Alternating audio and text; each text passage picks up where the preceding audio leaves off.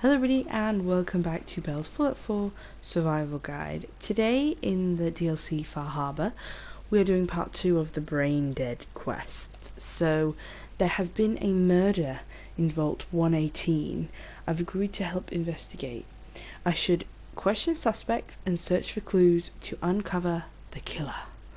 So, we need to find and accuse the killer. So, we've been told to investigate Keith McKinney, investigate Santiago Avida, and investigate the rigs, and then we've got information to search the overseas office. So the murder victim is Ezra Parker, a entrepreneur who was very good at getting investors and starting projects. So he was the one who started the project to have this vault for these few private residents, and he worked with Dr. Riggs to put all the residents' heads in robo-brains to ensure, like, you know, that they would live for a very long time. So yeah, he's dead. We found a baseball bat which belonged to Keith McKinney at the crime scene, and a red can of paint that was meant to look like blood, and that was at the crime scene as well, which that belonged to Santiago. But Santiago said Ezra Parker borrowed his last can. Conspicuous. And the baseball bat for Keith McKinney was just sitting there in a display case in his room. Ezra Parker apparently had an argument with Juliana Riggs before, a few days before he died, and apparently Gilda said that the argument was about something she found in the overseer's office. Something that really got her blood boiling about how something happened. She couldn't quite hear it. So I went into Ezra Parker's room, got the overseer's key, which is in his bedroom, and now we're here in the overseer's, and this is obviously where we just ended the last video. So let's log into the overseer's thing. So we know what Vault Tech's like. It is a bit nefarious. But we're going to see what's happened and why this hasn't been bad. So Vault 118, overseeing instructions, confidential. Vault 118 is designed to test the social interactions between the working class and ultra wealthy when under confined conditions. This is very similar to another vault that I've heard of. I think that was Vault 114. It's similar but not the same. Working in conjunction with the staff from the Cliff's Edge Hotel, this vault shall function as a luxury hotel to attract the necessary testing subjects. Upon beginning the test, additional subjects shall be admitted from the local population into a second, much inferior wing of the vault. Ooh. Operations Protocol Manual, Resident Admittance, Preferential Treatment. Okay, Overseas Logs. Change of testing parameters. This is completely unheard of. One of the subjects from testing group A is apparently a researcher for General Atomics on some sort of advanced robotics program. He and his wife had convinced the other members of group A that, with the international situation becoming tense once again, their best chance to outlast the war is to have their brains inserted into these robots. And they're doing this voluntarily. It's absolutely insane. I've tried to convince my superiors that this will completely discount the test results, but they seem more intrigued by the idea than appalled. The door went open. We received the activation notice from Vault-Tec to begin the test, despite the second wing still being incomplete. However, when I attempted to trigger the recruitment protocol for the testing group B, the system informed me that I had been locked out. Someone from test group A seemed to have overridden the system to prevent the admittance of the local population of the island. They've been pounding on the door for days, and there is nothing I can do. Oh god, it's been weeks now, and I realised today that I've become the test subject. Instead of testing the social interactions between the locals and this group of rich arseholes, it's just me trapped in here with them. They're going to live forever, and I have to deal with them for the rest of my life. I can't take it. So, Vault 118 Overseas Log.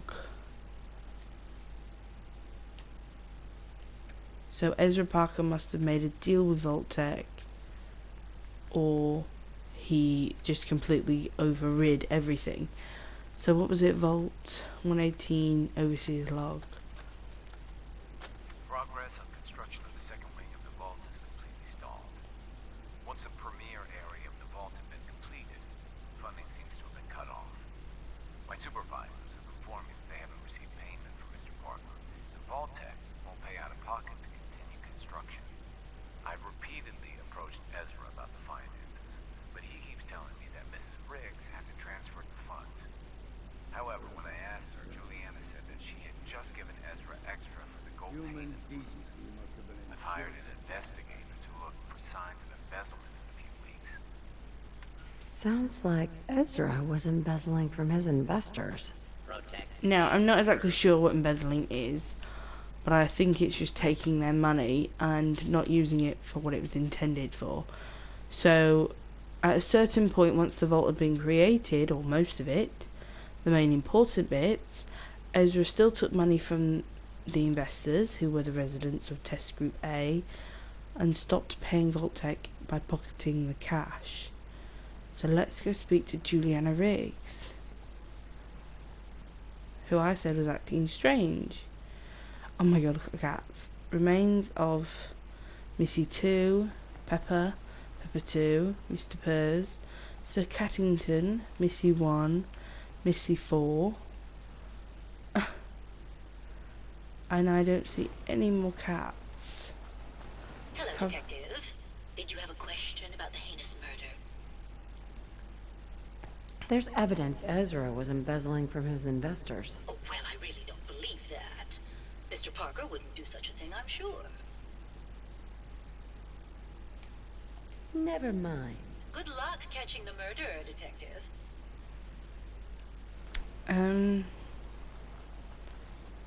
Hold on, let me quick save. Okay. I really don't know what to do.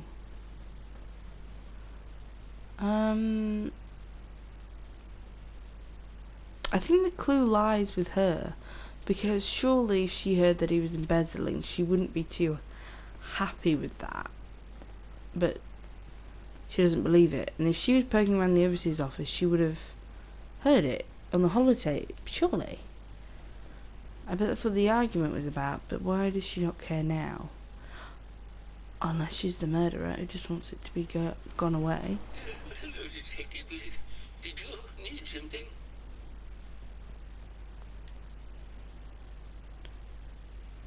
Have you noticed Juliana acting strangely lately? Oh, well, I'm probably just being paranoid, but she's been so much more pleasant lately. I mean, it's been nice, but also a bit unnerving. Most people don't really understand us, but I always appreciated how she can just take charge of a situation. It's what allowed me to focus on my research. I'm worried something has happened to her. She doesn't seem like the same person. Oh, was there something? What do you mean she's not the same? What do you mean? Juliana's not the same person. My wife has always been a very harsh woman, Detective. I don't know who it is in our rooms, but that is not my wife, Detective. Oh, was there something else, Detective? Never mind. Very well. So I just suspected Julianne, but he suspects that it's not even his wife. What the fuck's going on? Okay, let's go find her. Let's go find her again.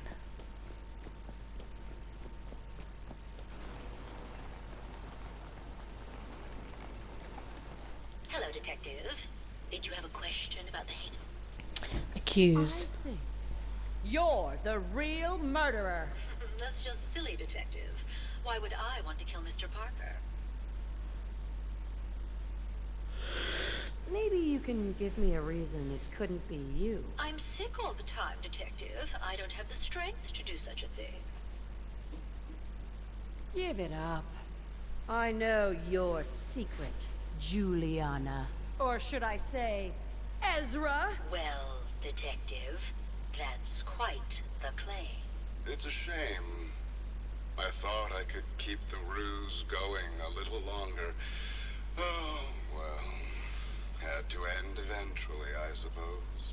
This doesn't have to end in more violence, Detective. Just walk away. I'll leave, and you can tell them I escaped.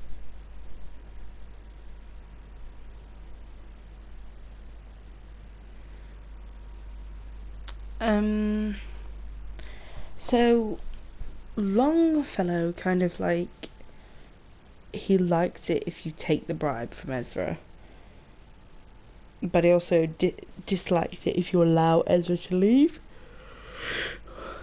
So I want to why kill her Why first? did you kill Juliana? I hadn't planned on it, but Juliana figured out what I was doing and had to be dealt with swiftly. I thought I could get a bit more money out of this place before making my escape. What's it going to be, Detective? Join me in getting rich?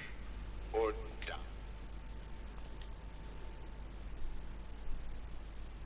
If I'm going to let you go, I want a cut of what you've stolen. Ah, so it's like that, eh? Fine. I'll agree. So you take the cut. Not a chance. Not a chance. Your murder spree stops here. Then let us end. Law and order has prevailed. 500. First rule of survival is to put everything to use. So it was Ezra Parker who killed Ezra Parker, who was actually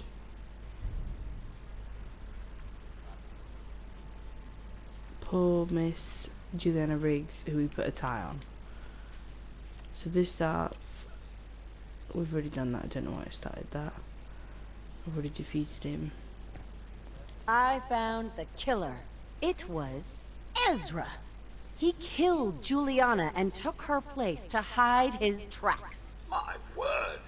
I never thought Mr. Parker was capable of something like this. What happened when you confronted him? He attacked me. But it's over now. Your residents are safe. There you are, Detective.